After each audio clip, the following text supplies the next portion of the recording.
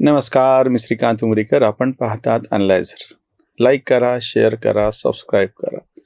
अॅनालायझरचं app download करा. परभणी महानगरपालिकेत महापौरपदी शिवसेना उभाटा गटाचे ख्वाजा सय्यद इक्बाल हे महापौर झाले, निवडून आले. आणि तेव्हापासून म्हणजे ती बातमी आल्यापासून मी मुद्दाम सांगतोय, शिवसेना उभाटा गटाचे म्हणजे ख्वाजा सय्यद इक्बाल जर तिथे निवडून आले असते महापौर पदाची, ही बातमी नव्हती. शिवसेना उभाटा गटाची परभणीचा महापौर ही बातमी होती. त्याचं छोटंसं कारण असं आहे की ह्या छत्रपती संभाजीनगर आणि परभणी मुंबईच्या नंतर तेव्हाची शिवसेना बाळासाहेब ठाकरेंची जे दोन बालेकिल्ले होते, की ह्याच्यात पहिली म्हणजे शिवसेनेनी लोकसभेची निवडणूक लढवायला सुरुवात केली 1989ला. आधीचं तर काय छोट्या मोठ्या निवडणुका होत्या किंवा अगदी किरकोळ होते, पण महाराष्ट्राच्या पातळीवरती. आणि एक दोन नाही, तब्बल 4 खासदार त्यांचे निवडून आले होते. त्याच्यातले 2, एक छत्रपती संभाजीनगरला मोरेश्वर सावे, आत्ताचे जे भाजपचे मंत्री आहेत अतुल सावे यांचे वडील, आणि परभणीला सुद्धा शिवसेना निवडून आलेली होती, अशोक देशमुख. नंतर मग ते काँग्रेसमध्ये गेले, पण ते शिवसेनेच्या चिन्हावरती. आणि तेव्हा शिवसेनेने प्रचार असा केला पाहिजे की बाण पाहिजे का खान पाहिजे. या छत्रपती संभाजीनगरला 1984ला काँग्रेसने अब्दुल अजीम ह्या मंत्र्याला उभं केलेलं होतं लोकसभेसाठी. आणि त्याच्या विरोधामध्ये अप्रत्यक्षरित्या ही घोषणा, प्रत्यक्ष घोषणा नव्हती, पण हा प्रचार शरद पवारांनी केला होता. तेव्हा त्यांचा समाजवादी काँग्रेस पक्ष होता आणि साहेबराव पाटील डोणगावकर मराठा हिंदू चरखा या चिन्हावरती निवडून आले होते. संपूर्ण भारतभर इंदिरा गांधींच्या हत्येच्या नंतरच्या सहानुभूतीची लाट असताना तेव्हा खान पाहिजे का बाण पाहिजे ही विभागणी इथून सुरू झाली होती. प्रत्यक्ष घोषणा शिवसेनेनी या 2 ठिकाणी प्रभावी ठरली. त्याच्यातलं एक छत्रपती संभाजीनगर आणि दुसरं परभणी. काळा सूड कसा उगवतो, ज्या शिवसेनेने खान पाहिजे का बाण पाहिजे ही घोषणा दिली होती, त्याच शिवसेना उभाटा गटाला तथाकथित स्वतःला सेक्युलर हिरवा अंगरखा म्हणजे परिधान करून मुस्लिम उमेदवाराला आपला महापौरपदी, आणि त्याला काँग्रेसची साथ, काँग्रेसचे गणेश देशमुख, तिथले माजी आमदार सुरेश देशमुख यांचे सुपुत्र हे काँग्रेसकडून उपमहापौर आणि शिवबाटा गटाकडून सय्यद इक्बाल हे महापौर. नसीरची एक फार छान गझल आहे, ती कवालीच्या ढंगामध्ये नुसरत फतेह अली गातात. उनके अंदाज करम उनपे वो आना दिल का, हाय वो वक्त वो बाते वो जमाना दिल का. तेव्हाचा. आणि आताची काय परिस्थिती झाली तीही त्याच गझलेतील आहे. वो तो अपने न हुए वो भी अपने न हुए दिल भी गया हाथों से, वो भी अपने न हुए दिल भी गया हाथों से, ऐसे आने से बेहतर न आना दिल का. म्हणजे आता शिवबाठाची, उद्धव ठाकरेंची परिस्थिती अशी होऊन बसलेली आहे की ह्याच्यापेक्षा आपला उमेदवार निवडून आला नसता तर बरं म्हणायची पाळी आहे. काळ कसं सूड उगवतो, ज्यांनी स्वतः खान पाहिजे का बाण पाहिजे असा प्रचार केला होता आणि त्या जीवावरती इतकी वर्ष 2019 पर्यंत राजकारण केलं होतं. 99च्या लोकसभेचा 98च्या लोकसभेचा एक अपवाद वगळलात हे छत्रपती संभाजीनगर आणि परभणी इथं 2019 पर्यंत सातत्यानं शिवसेनेचाच उमेदवार निवडून येत होता. 2019ला अजूनही परभणीमध्ये भले ते शिवबाठाचा असो, पण शिवसेनेचाच उमेदवार खासदार म्हणून निवडून आलेला आहे. इथे तरी 2019ला अपवाद म्हणून इम्तियाज जलील निवडून आले होते. आणि परभणीला इथे सुद्धा रामकृष्ण बाबा पाटील 98च्या निवडणुकीमध्ये पंजा चिन्हावर निवडून आले होते. आणि परभणीला सुद्धा सुरेश वरपुडकर जे आता भाजपमध्ये, तेही काँग्रेसच्या तिकिटावर खासदार म्हणून निवडून आले होते. नाहीतर सातत्यानं 30-35 वर्ष ज्या ठिकाणी 37 वर्ष शिवसेनेचा बालेकिल्ला टिकला, त्या ठिकाणी आता खान पाहिजे का बाण पाहिजे म्हणत असताना खानाच्याच हातामध्ये मशाल दिलेली दिसून येते. याचा तोटा काय झाला मी तुम्हाला सांगतो. म्हणजे जो एक आनंद शिवबाठा गटाला सुद्धा असायला पाहिजे होता, तो सुद्धा का दिसत नाहीये.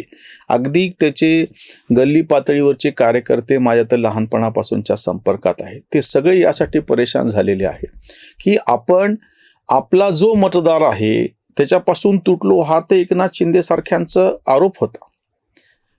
2022 मध्ये ती जी फूट पडली शिवसेनेमध्ये, त्याच्यातला मुख्य आरोप काय होता की आपण आपल्या मतदारांना तोंड काय द्यायचं, आपल्या कार्यकर्त्यांची कामं होत नाहीत, राष्ट्रवादी काँग्रेसचे पालकमंत्री आपल्याला निधी मिळवून देत नाहीत, हे तर भेटतच नाहीत वर्ल्ड बेस्ट घरबसे मुख्यमंत्री आपला नेता असून, आणि आपण आपले आता मतदारांपुढे काय म्हणून जायचं.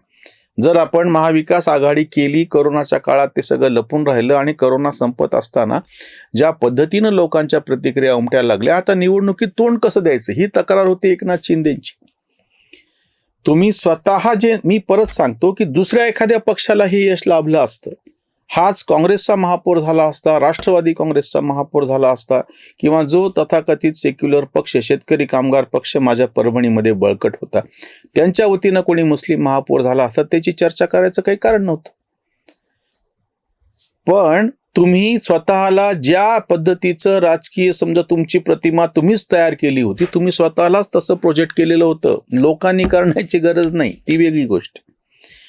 आणि ही तुमची जी प्रतिमा झाली ज्या पद्धतीनं, आणि त्यातही तुम्हाला पुन्हा काँग्रेसचं सहकार्य घ्यावं लागलं. ज्या काँग्रेसला तुम्ही चंद्रपूरमध्ये धोका दिला, त्याच काँग्रेसचं सहकार्य घेऊन तुम्हाला तुमचा महापौर बसवावा लागला, तुम्हाला तुमचा महापौर मुस्लिम बसवावा लागला.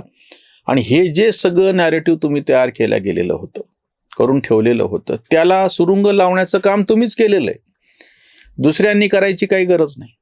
अजून एक मी तुम्हाला तोटा सांगतो. या छत्रपती संभाजीनगरमध्ये यांच्या अशा वृत्तीमुळे महानगरपालिकेमध्ये 1-2 नाही, तब्बल 57 नगरसेवक भारतीय जनता पक्षाचे निवडून आले. शिवसेनेमध्ये फूट पडणे, त्याच्यानंतर उद्धव ठाकरेंनी अशी मुस्लिम धार्जिणी भूमिका घेणे, याचा इथं रशीद खान मामूला तिकीट दिलं, ते निवडून आले. आणि परभणीला तुम्ही इतक्या मोठ्या प्रमाणात मुस्लिम नगरसेवक तुमच्या तिकिटावरती, म्हणजे मशालीवरती निवडून आले. ह्याचा तोटा काय माहिती आहे का, की बराच मोठा हिंदू मतदार वर्ग एक तर ज्या ठिकाणी एकनाथ शिंदे बळकट आहेत त्या ठिकाणी त्यांच्याकडे गेला. मुंबईच्या पट्ट्यामध्ये 4 जवळपास महापौर त्यांचे बसलेले आहेत, त्याच्यातून ते सिद्ध होतं. पण त्याहीपेक्षा उर्वरित महाराष्ट्रातला मोठ्या प्रमाणातला हिंदू मतदार जो आहे तो सरळ भाजपकडे निघून गेला. माझ्याही परभणीत आजपर्यंत कधी आले नव्हते इतके त्यांचे 12 नगरसेवक निवडून आलेले आहेत भाजपचे. म्हणजे परभणीच्या राजकारणावरती जे शिवसेनेचं वर्चस्व होतं ते आता तुम्ही मुस्लिम उमेदवार दिले आणि काँग्रेसचा हात देऊन कसं बस स्वतःच्या पदापुरतं, जसं महाविकास आघाडीमध्ये तुम्ही तुमच्या मुख्यमंत्री पदापुरतं ते सगळं टिकून ठेवलं होतं, पण बाकीच्या सगळ्या राजकारणी मतदारांचा हिशोब केला तर तो मोठ्या प्रमाणामध्ये भारतीय जनता पक्षाकडे निघून गेला. महाराष्ट्रभर ही बोंब झालेली आहे. शिवसेनेनी, म्हणजे उद्धव ठाकरे गटाने स्वतःचा जो सेक्युलर हिरवा अंगरखा तुम्ही परिधान केला, याचा सगळ्यात मोठा तोटा असा झाला की तुमच्याकडे येणारा जो हक्काचा मतदार होता, हिंदुत्ववादी मतदार होता, तो नीटनीट भाजपकडे निघून गेला. म्हणून म्हणले की ज्या ठिकाणी त्यांना एकनाथ शिंदे सारखा पर्याय उपलब्ध आहे त्या ठिकाणी तो निश्चितच गेला. आणि म्हणूनच हेच ओळखून मुंबईच्या पट्ट्यामध्ये काय, प्रत्यक्ष मुंबईला ती युती केलीच होती भारतीय जनता पक्षाने, पण संपूर्ण महाराष्ट्रामध्ये महाविकास आघाडीच्या विरोधात महायुतीने, विशेषतः एकनाथ शिंदे गटाबरोबर ज्या पद्धतीची युती करण्याचं शहाणपण भाजपने दाखवलं, ते आपल्या मतदारामध्ये फूट पडू नये हे, किंवा काही ठिकाणी मैत्रीपूर्ण लढती झाल्या, कुठल्याही पद्धतीची कटुता टाळली, अगदी छत्रपती संभाजीनगरमध्ये सुद्धा. त्याच्यामुळे मैत्रीपूर्ण लढतीचा फायदा होऊन दोघांना मिळून त्यांच्याच जीवावर खरं तर ते 58 पाहिजेत तर 57 भाजपचे आलेत, पण त्यांनी 13 आणि ते मिळून आरामात 70चं त्यांचं बहुमत आलेलं. उद्धव ठाकरेंनी जे हे तथाकथित सेक्युलर राजकारण केलं, बाटलेला मुसलमान जोरात बांग देतो त्याच्या पद्धतीने हे बाटलेले सेक्युलर नव्यानं झालेले, आणि आता तर त्यांना ते महापौर पद आले, आत्ताच पोस्ट सुरू झालेले आहेत. म्हणजे मी कालच तिथल्या आमच्या एका ज्येष्ठ मित्राची पोस्ट वाचली की मुसलमानांना महापौर दिलं काय उपकार नाही, आमचा अधिकार हक्क कसा आहे, 65 पैकी 30 नगरसेवक मुस्लिम आहेत. त्याच्यावरची वसंतवाणी. खानानेचा हाती घेतला हा बाण, भाषा नवी जाण राजकीय आहे परभणी भारतात न्यारी, किमयाही सारी तेथलीच. येथे भगव्याला हिरवी किनार, मंदिरी मिनार बांधलेले. सत्तेचा हिशोब आहे इथे खास, जाधवचं बॉस सिद्ध येथे. कमळाची सारी इथे दल दल, धनुष्य विफल ठरलेले. घड्याळाची मंद वाजे टिक टिक पदाची ना भीक मिळणार. कांत वेगळाच येथला निकाल हिरवी मशाल पेटलेली हिरवी मशाल पेटलेली. पुढचं जे राजकारण बदलून जाणार आहे त्याचं हे द्योतक आहे. उद्धव ठाकरेंनी समजून घ्यावं की तुम्ही जे हिंदुत्वाचं राजकारण करत होता त्या राजकारणाला तुम्हीच पूर्णविराम देत आहात आणि तात्पुरतं सध्याचं जे यश मिळालेलं आहे ते पदापुरतं आणि तेही परत मुस्लिमच उमेदवार तुम्हाला द्यावा लागलेला आहे. मालेगावमध्ये लोकसभेला काँग्रेसचा उमेदवार निवडून आला होता, पण नंतर विधानसभेला आणि आता महानगरपालिकेमध्ये पण इस्लाम पक्षाचा उमेदवार स्पष्टपणे निवडून आला, स्पष्टपणे महापौर झाला. उद्या जर आपले 30 नगरसेवक अशा पद्धतीने निवडून येतात हे कळलं तर शिवसेनेचा नाद म्हणजे उभाटा गटाचा सोडून देऊन काँग्रेस बरोबर मुस्लिम कट्टरपंथी सगळे जातील. त्या ठिकाणी काँग्रेस बळकट होईल आणि त्यांना विरोध करायला तिकडे भाजप राहील. ह्या सगळ्यामध्ये सगळ्यात मोठी गोची कोणाची होईल तर शिवसेना, उद्धव बाळासाहेब ठाकरे, शिवबाटासारखी त्यांचा खासदार आहे, त्यांचा आमदार आहे, पण या दोघांचे भवितव्य पुढे तसं राहील ही शक्यता मोठी अवघड आहे. इथेच थांबूयात. धन्यवाद. जागृतीचा विधायक बुरुज